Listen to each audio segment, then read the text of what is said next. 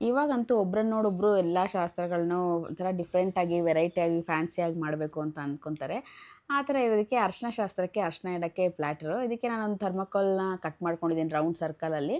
ಆಮೇಲೆ ಅದಕ್ಕೆ ನಾನು ಮತ್ತಿನ್ನೊಂದು ಕಾರ್ಡ್‌ಬೋರ್ಡ್ ಥರ ಇರೋದನ್ನು ರೊಟ್ಟನ್ನು ಅಂಟಿಸ್ಕೊಂಡಿದ್ದೀನಿ.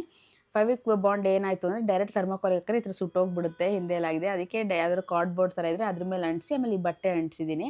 ಈ ಬಟ್ಟೆ ಯಾವುದೋ ಕ್ಯಾರಿ ಬ್ಯಾಗ್‌ದಿತ್ತು ಅದನ್ನೇ ಕಟ್ ಮಾಡಿ ಅಂಟಿಸಿದ್ದೀನಿ. ಮತ್ತೆ ಮಿಡಲಲ್ಲಿ ರಿಂಗ್ ಫಿಕ್ಸ್ ಮಾಡೋಕ್ಕೆ ನಾನಲ್ಲಿ ಥರ್ಮಾಕೋಲ್ ಹತ್ರ ಕಟ್ ಮಾಡಿದ್ದೀನಿ. ಒಂದು ಸ್ವಲ್ಪ ಜಾಗ ಕಟ್ ಮಾಡಿ ಆ ರಿಂಗ್‌ನ ಹತ್ರ ಫಿಕ್ಸ್ ಮಾಡಿದ್ರೆ ಗಟ್ಟಿಯಾಗಿ ನಿಲ್ಲುತ್ತೆ. ಸ್ವಲ್ಪ ಗಮ್ ಹಾಕುನು ಅಂಟಿಸ್ಕೋಬೋದು, ಒಳಗೆ ಫಿಕ್ಸ್ ಮಾಡ್ಬೋದು. ಆಮೇಲೆ ಈ ಫರ್ ಉಲ್ಲನ್ ತಗೊಂಡು ನಾನು ಒಂದೊಂದೇ ಸ್ಟಿಕ್ ಮಾಡ್ತಾ ಬಂದಿದ್ದೀನಿ.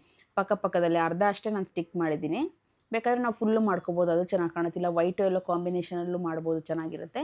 ನೆಕ್ಸ್ಟ್ ನಾನೊಂದು ಲೀಫು ಈ ಥರ ಫ್ಲವರ್‌ನೆಲ್ಲ ಒಂದು ಕಾಂಬಿನೇಷನ್ ಮಾಡಿ ಅಲ್ಲೇ ಸ್ಟಿಕ್ ಮಾಡಿದ್ದೀನಿ ಅಷ್ಟೇ. ಈ ಥರ ಈ ಥರ ಎಲ್ಲ ಬಿಡಿ ಬಿಡಿ ಹೂ ಸಿಗುತ್ತೆ ಹೊರಗಡೆ ಅಂಗಡಿಯಲ್ಲಿ. ಒಂದಕ್ಕೆ ₹10, ₹12 ಆ ಥರ ಇರುತ್ತೆ. ಈ ಥರ ಫ್ಲವರ್ಸ್‌ನ ನಾನು ಬಂದು ಸ್ಟಿಕ್ ಮಾಡಿದ್ದೀನಿ. ಮತ್ತು ಮುತ್ತುನು ಕೂಡ ಸರ್ಕಲ್ ರಿಂಗಿಗೆ ಅಂಟಿಸಿದ್ದೀನಿ. ಆಮೇಲೆ ಒಂದು ಯೆಲ್ಲೋ ಕಲರ್ ಬೌಲ್ ತಗೊಂಡು ಅದಕ್ಕೂ ಲೇಸ್ ಅಂಟಿಸಿ ಗೋಲ್ಡ್ ಲೇಸು ಅದನ್ನು ಪ್ಲೇಸ್ ಮಾಡಿದ್ದೀನಿ. ಮತ್ತೆ ಅರಿಶಿನ ಹಚ್ತಾ ಕೈ ಗಲೀಜಾಗಬಾರ್ದು ಅಂತ ಒಂದು ಹುಲ್ ಥರದನ್ನು ನಾನು ಕಡ್ಡಿಗೆ ಸಿಕ್ಕಿಸಿ ಅದನ್ನು ಪ್ಲೇಸ್ ಮಾಡಿದ್ದೀನಿ. ಇಲ್ಲ ಗರಿಕೆ ಹುಲ್ಲನ್ನು ನಾವು ಕಟ್ಕೋಬೋದು. ಸಿಂಪಲ್ ಆಗಿರೋ ಈ ಅರಿಶಿನದ ಪ್ಲ್ಯಾಟರ್ ಹೇಗಿದೆ ಅಂತ ಕಮೆಂಟ್ ಮಾಡಿ ತಿಳಿಸಿ. ಮತ್ತೆ ನನ್ನ ಪೇಜ್‌ನ ಫಾಲೋ ಮಾಡೋದು ಮರಿಬೇಡಿ. ಬಾಯ್.